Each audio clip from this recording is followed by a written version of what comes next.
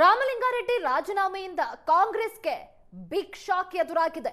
ನಾವೆಲ್ಲ ಒಟ್ಟಾಗಿ ಹೋದ್ರೆ ಅಭಿವೃದ್ಧಿ ಸಾಧ್ಯ ಅನ್ನೋದಾಗಿ ಕೃಷ್ಣ ಬೈರೇಗೌಡ ಹೇಳಿದ್ದಾರೆ.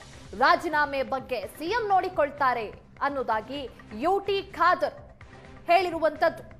ಹೈಕಮಾಂಡ್ ತೀರ್ಮಾನಿಸುತ್ತೆ ಅನ್ನೋದಾಗಿ ಸಚಿವ ಪ್ರಿಯಾಂಕ್ ಖರ್ಗೆ ಹೇಳಿಕೆಯನ್ನ ನೀಡಿದ್ದಾರೆ.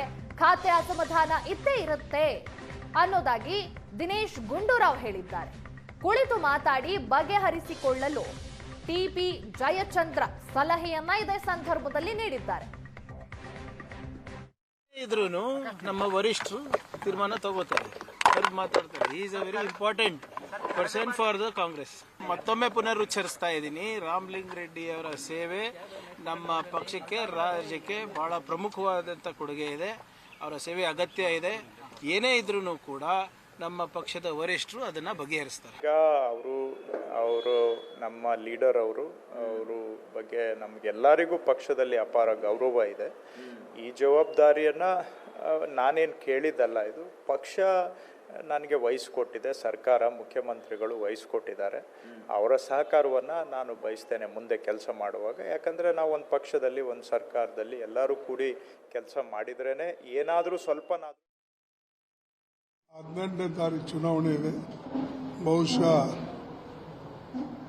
18ನೇ ತಾರೀಕು ಕೂಡ ಎಲ್ಲ ಒಕ್ಕಟ್ಟಾಗಿ ಒಂದಾಗಿ ಕಾಂಗ್ರೆಸ್ ಅಭ್ಯರ್ಥಿಗೆ ಗೆಲ್ಲಿಸ್ತಾರೆ ಅಂತ ಹೇಳಿ ನನ್ನ ವಿಶ್ವಾಸ ಇದೆ. ಅದಕ್ಕೆ ನಿಮ್ಮೆಲ್ಲರ ಬೆಂಬಲನೂ ಕೂಡ ಬೇಕು. ಅದಕ್ಕೆ ನಿಮ್ಮೆಲ್ಲರಿಗೆ ಧನ್ಯವಾದ.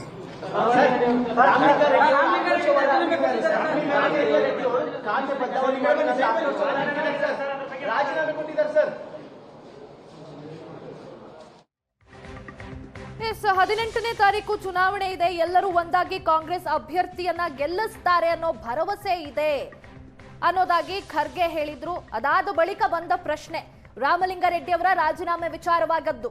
ಆದ್ರೆ ಅದಕ್ಕೆ ಯಾವುದೇ ರೀತಿಯ ಹೇಳಿಕೆಯನ್ನ, ಪ್ರತಿಕ್ರಿಯೆಯನ್ನ ನೀಡದೆ ಖರ್ಗೆ ಹೊರಟ್ರು.